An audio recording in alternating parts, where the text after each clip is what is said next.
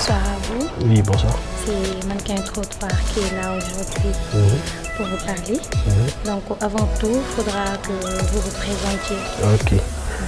Ok, bon, je vous remercie de votre interview, tout d'abord. Moi, de mon surnom, je vais dire.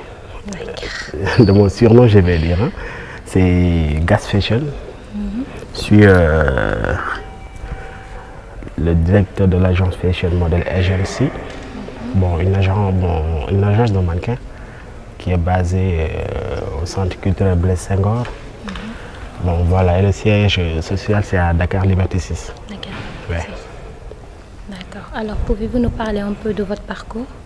Bon, de mon parcours, je peux dire que je suis dans ce milieu depuis 2006. Et de 2006 à 2012, j'étais mannequin, je peux dire. Tu vois, et depuis que j'ai arrêté, bon, les podiums et tout, du coup, j'ai ouvert mon agence après. En 2014, 18 septembre 2014. Et depuis là, on est là. Et il y a beaucoup de mannequins de nos jours qui font les grands podiums de Dakar et tout, qui sont passés à l'agence et tout. L'agence s'appelle Fashion Model Agency. Fashion Model Agency. Ouais. D'accord. Alors, dites-moi, pourquoi avez-vous misé sur la mode? Bon, avant tout, la mode, c'est une passion sur moi. Avant tout. Mais bon, j'ai d'autres activités en parallèle. Bon, mes propres trucs et tout. Mais bon, à part ça, la mode, tout d'abord, c'est une passion sur moi. Et ça date maintenant 13 ou 14 ans. Bon, voilà. C'est la passion en moi, en fait. Oui. Ah, mais oui, je pense bien. D'accord. Ouais. Alors, quels sont les avantages et les inconvénients de la mode? Les avantages. Bon, tout d'abord, la mode, bon, je vais dire le mannequinat. Bon, le mannequinat, je vais dire, c'est un métier noble, tout d'abord. Et de nos jours, il y a beaucoup d'acteurs, présentateurs ou présentatrices, bon, whatever. Avant, ils étaient mannequins. Et même jusqu'à nos jours, ils sont mannequins et tout. Donc, les avantages, c'est une porte d'ouverture vers d'autres secteurs. Vers d'autres secteurs formels, je vais dire. Ouais. Bon, ce sont les avantages et tout. Et quoi d'autre? Les inconvénients. Les inconvénients. Bon, je ne vais pas dire inconvénients. Hein. Je ne vais pas dire inconvénients parce que tout d'abord, si toutefois la personne, ou bien le mannequin, je vais dire, à la fois chez soi. Donc, bon, je pense bien qu'il n'y a pas d'inconvénients. Hein. Bon, chez le mannequin, si toutefois il a à la foi en ce qu'il fasse et tout. D'accord, donc voilà. On peut dire que c'est un milieu positif, ça dépend de l'utilisation qu'on fait à la personne. Bon, il n'y a pas, ça dépend. Il n'y en a pas. C'est avéré. Ouais. Ouais. C'est positif en fait. C'est positif. Du coup, bon, voilà. Alors maintenant, de ma part personnelle. De votre part personnelle. Ouais. D'accord, vous allez nous dire maintenant qu'est-ce que Gas déteste. Qu'est-ce que Gas déteste? Sur quel point? Dans tous les aspects, comme dans la mode, dans la vie de tous les jours. Bon, comme toute personne, hein. L'hypocrisie, mensonge, bon, voilà. Hein. As-tu quelque chose à dire sur la mode et les jeunes? Bon, quelque chose à dire. Bon, sur les mannequins. Comme j'ai l'habitude de le dire souvent, mannequin en tant que ñoom seen wàllu bopp faut que ñu gëm tout d'abord lu ñuy def à travers la mode parce que gëm-gëm boobu noonu mooy mën a yóbbu foo xamante ne amaana kawe na seen njort. Vous voyez,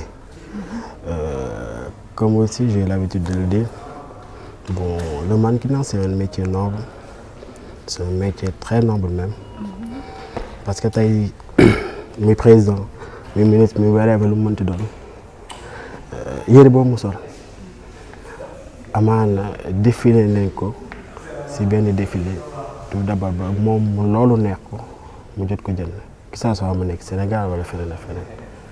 Vous voyez, donc c'est ça, comme nous l'avons dit, il faut avoir la foi en soi si toutefois tu as la foi en soi bon mooy maanaam en grosso modo gëm sa bopp si milieu bi waaye bon milieu boo mënti gis mi mannequinat mi whatever lu mu mënti nekk boo si gëmul sa bopp doo dem. alors vas-y. Rap ou mbalax? Rap ou mbalax? Rap ou mbalax? Oui. Non, moi je vais dire salsa. Salsa ak jazz moom. waaw bañ naa ko ba sax moom dama si di faral di dem.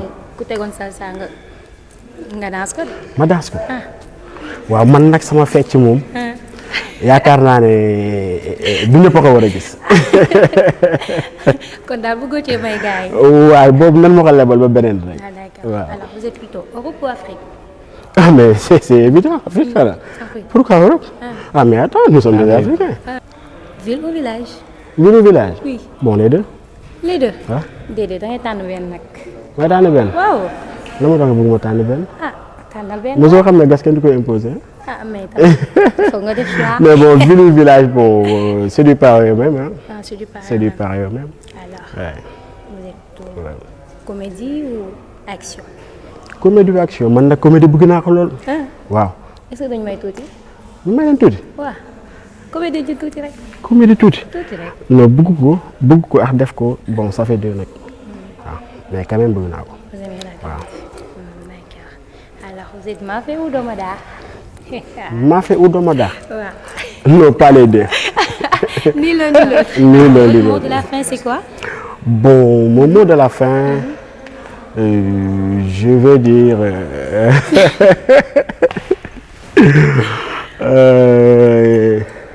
les mannequins, vu que bon, l'émission ça porte sur le mannequinat, la mode sénégalaise et tout. Donc ce que je peux dire, vous les mannequins,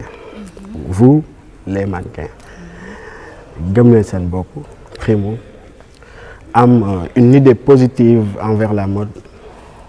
Vous voyez, am une idée positive envers la mode, kenn bañ leen dugal ci dara et tout. Et à part ça aussi, j'en profite pour dire, souvent tu vois des jeunes qui ont un bon profil pour être mannequin. Vous voyez, mais des fois il y a les parents bon qui ne veulent pas qu'ils le fassent et tout. Bon moi je lance un petit message aux parents. Bon si toutefois sa doom bëgg def mannequinat, bon de ma part personnelle du waxuma ngir sama agence man, mais damay wax de manière générale. Bon je pense que ne nit ki si lu mu bëgg nga ko mën jàppale. Yàlla nee na boo leen may ñaan leen ma si li ngeen bëgg ma daal di leen si jàppale. Donc nit ki si lu mu bëgg boo ko si jàppale je pense que day dem. Donc bëgg na loolu àndal ak moom nga xool n'importe quelle agence boo xamante ne amaana doy na la nga ànd fa moom gis chef d'agence am et tout ngeen waxtaan discuter et tout. Kooku teg la si ay base yu leer na lii wax lii car c'est un métier noble voilà. C'est un métier noble, donc bon, je pense que les parents peuvent laisser leurs enfants bon, qui veulent faire du mannequinat aller le faire et tout. Car c'est un métier positif, primo, et que c'est un métier très noble. Alors, merci beaucoup à vous. Mannequin Trottoir vous remercie. Ah, mais je vous remercie aussi. Hein. Je vous remercie au nom de GAS. Et de Fashion Model Agency, bon, qui est mon agence de mannequins et tout. Et machallah, j'en profite aussi pour encourager, féliciter mes mannequins. Parce qu'apparemment, bon, la formation là-bas c'est 2 ans. Des fois tu vois des mannequins, ils m'attendent c'est 2 ans, mais n'empêche, ils sont toujours dans l'agence. Ils sont toujours des mannequins de l'agence et tout. Et puis voilà, nous avons des défilés. À part ça nga si gis ñenn ñi nekk Miss World, Miss Monde, nga gis à part ça gis ñenn tous les grands podiums du Sénégal bon et de l'extérieur donc défilé donc loolu fierté la si man fierté la si Fashion Model Agency donc ma leen si gën a encouragé bu baax a baax di leen gën a wax nag ngeen gëm seen bopp. waaw ainsi à tous les mannequins du Sénégal. waaw parce que man du sama agence rek tous les mannequins. nga nekk sama agence wala freelance wala beneen agence yàlla dafa def que ne bon ñoom ñëpp Papa Gas lañ fi wax ñi Grand Gas ñi Baye Gas donc ñun ñëpp laa tegal jàmm voilà noonu la ko demee et puis je vous remercie vivement. Merci beaucoup. Ah mais Mannequin Trottoir prochaine édition bientôt. Xaar leen ko. D'accord, à suivre sur YouTube comme sur Instagram aussi. Merci à tout le monde.